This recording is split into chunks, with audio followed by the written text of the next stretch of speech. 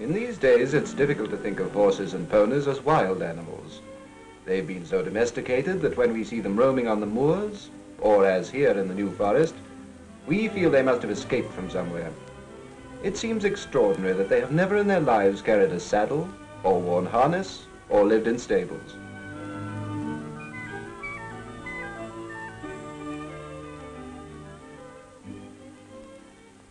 The New Forest covers some 60,000 acres, so it's not easy to miss it or the ponies that live there. In fact, the only people who never see the New Forest are probably the motorists that drive straight through the center of it on their way to Bournemouth. But even they can scarcely have failed to catch a glimpse of these famous ponies, for the foals and mares and stallions wander at will across the roads or graze in family groups alongside them.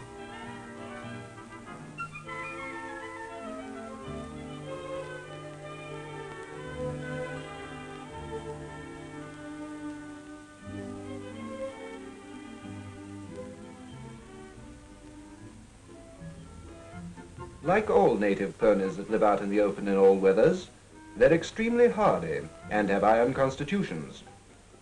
There's no nonsense about drying the feet after a walk, or helping young Tuppence across the water. Tuppence just has to work it out for himself. The family will wait for him, but they won't watch him. How very tactful. Ah, here comes Tuppence. They're resourceful, too, for they have to fend for themselves and find their own food. Easy enough for Tuppence, but harder work as they grow older. In winter, they like holly and young furze tops. You'd think that gorse and holly were somewhat indigestible, but they remove the prickles by trampling on them. Here's young Tuppence again. He's learnt to jump the water now. Not bad, says his mother, but we don't want the boy taking too much exercise at his age. So she advises Tuppence to lie down and rest for a bit. This idea suits young Tuppence down to the ground. One can't always be on the move. Besides, it's a hot afternoon and the grass is cool and the flies are getting to be a nuisance. Before long, his head starts nodding, and then he falls asleep and dreams about life in the forest. In this dream, Tuppence finds he's in the picture all the time, but first one size and then another, which is rather disconcerting, especially as the dream goes back nearly 1,000 years, which is the time that his ancestors have been living in the forest. Of course, they look a bit more civilized now than they did then. In those days, they were stocky, shaggy animals, not much larger than Shetland ponies. And in his dream, Tuppence wishes they'd stayed that way, instead of becoming so bald that every fly can be felt on the skin. Suddenly the dream starts going mad, as dreams always do. And thinking of his natural food, Tuppence finds he's turned into a horse drawing a milk cart. As the dream develops, all his pony friends turn into horses, doing all sorts of different jobs.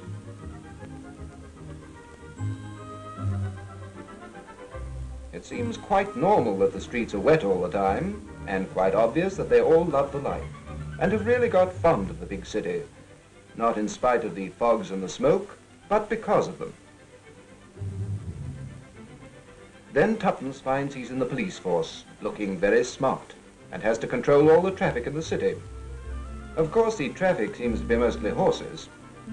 One of them is happily running about with an open cart behind him, another with one of those closed carts and a rather more fashionable harness, whilst others have bigger carts and are working side by side, which means you've got somebody to talk to all day. And a few more are doing heavy jobs all alone, which gives them time to chew over their own thoughts. Oh, incidentally, Tuppence notices that all the cars in the city treat his friends with great respect. And when he sees a couple of old-timers showing off at a gentle trot, a car even lets them cut right in front of him. Then he dreams that one of his rich friends has a marvelous job with a big firm and goes about looking like $1 million. The next moment along come some of those ancestors of his who used to pull a coach on long-distance runs. But in the way that things happen in dreams, this old coach is traveling on a modern arterial road, There can only be one reason for that. It must be off to the races.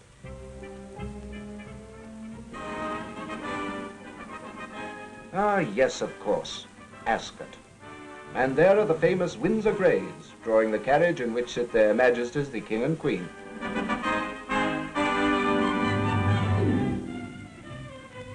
And someone says to Tuppence in his dream, "This is one of the world's great race meetings. Here is the very peak of the partnership between horses and men. These lovely animals, bred and trained by men, ridden by men, move with a rhythmic perfection and splendor that have won for racing the title, the sport of kings."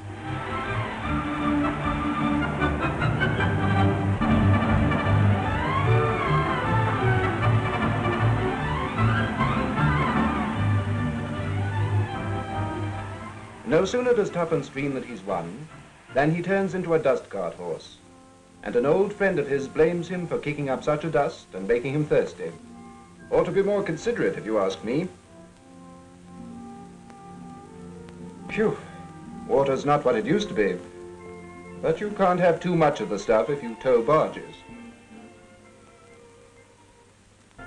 Then all of a sudden, Tuppence is in Hyde Park, being introduced to his friends in the military. They're a bit standoffish and inclined to put on the dog even when they're rehearsing. "The trouble is," says one of them to Tuppence, "mechanization has mucked up our job a good deal. And between you and me and the officer there, a lot of the glamour has gone out of the business nowadays."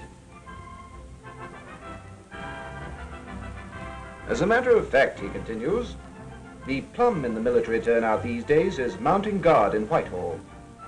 Being the center of attraction and having your photograph taken makes up for a lot. And you can always champ the bit and look fierce.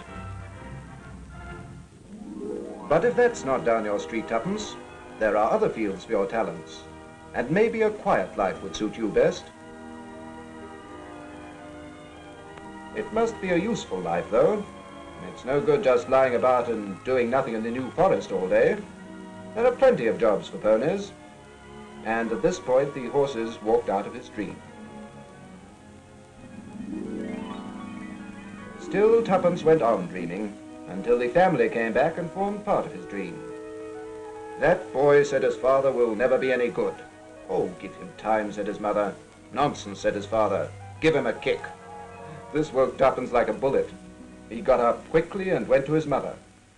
Phew, what a dream. He felt quite shaken up. Well, Tuppence has seen a lot, but how observant have you been? How many questions could you answer about a pony now if they were suddenly fired at you? For instance, how does a pony get up? Front legs first, or back, or both together? All right, here's the answer. There you are, front legs. Now try this one, though it's not so much observation as deduction. Why are foals always born with such long legs? Why aren't they in proportion to the rest of the body? Well, it's not just an accident. It's one of nature's provisions to make it possible for them, when they're young and delicate, to keep up with their elders when moving from place to place. Talking of moving about, what's going on here? It looks as if there's something in the wind. Oh, so it's a roundup. Yes, once a year the ponies of the New Forest are rounded up to be entered for sales. This begins with careful stalking and develops into a full-grown chase, because the ponies being ridden were recently as wild as the ones they are rounding up, and seem to get as much fun out of it as the wild ones do in trying to elude them. These roundups always start with the rider saying, "We won't hurry them, just take it quietly." But within 2 or 3 minutes, the whole outfit, pursuers and pursued, are going hell for leather across the open country and through the forest, each trying to outwit the other.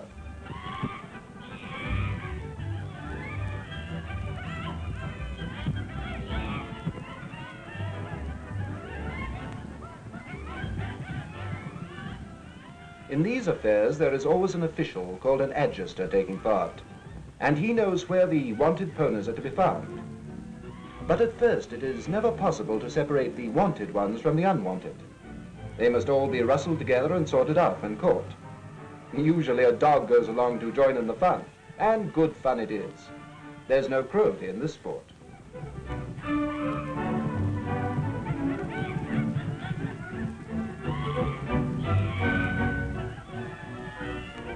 What's more, it needs courage, both in rider and mount, to gallop at this pace over broken ground.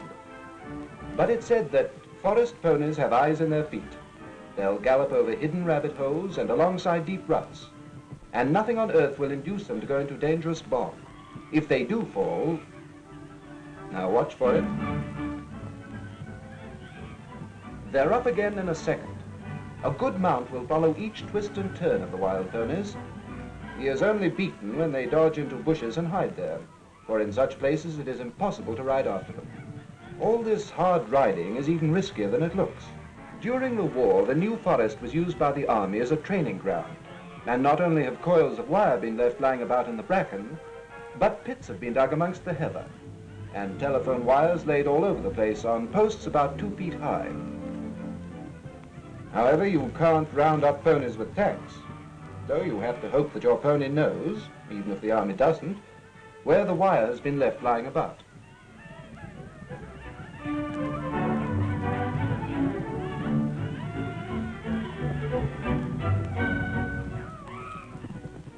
Experts at this game have another way of catching ponies. They wait till the pony is getting tired and its tail starting to swing.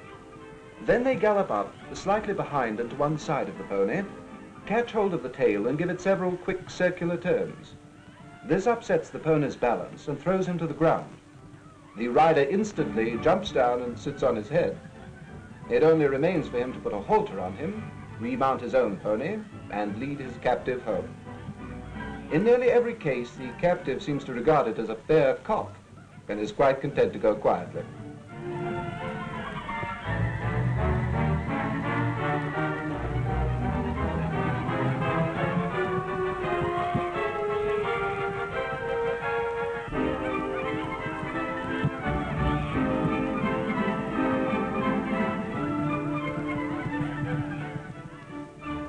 At length, when they are nearing the pound which has been specially built for the roundup, the party breaks up. Some of the riders go ahead to block roadways. Others ride away to guard open places.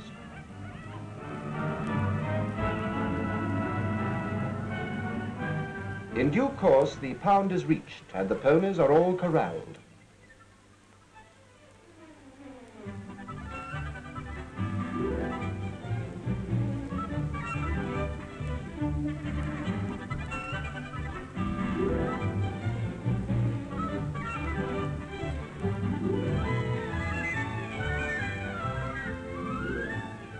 And there's Tuppence. It would be interesting to know what his feelings are towards the ponies that have helped round him up. Maybe he looks on them as we look on the police. Or maybe he thinks they're a lot of blacklegs. Or maybe he feels that any change is welcome in his rather uneventful forest existence. After all, where did the old life lead him? Just letting the grass grow under his feet.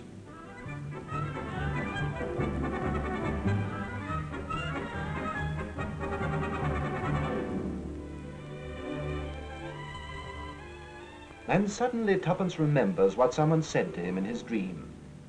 It's no good just lying about and doing nothing in the New Forest all day. There are plenty of jobs for ponies. That's funny. Perhaps this is the way one gets a job and goes out into the big world. How exciting. Who'll be the lucky one?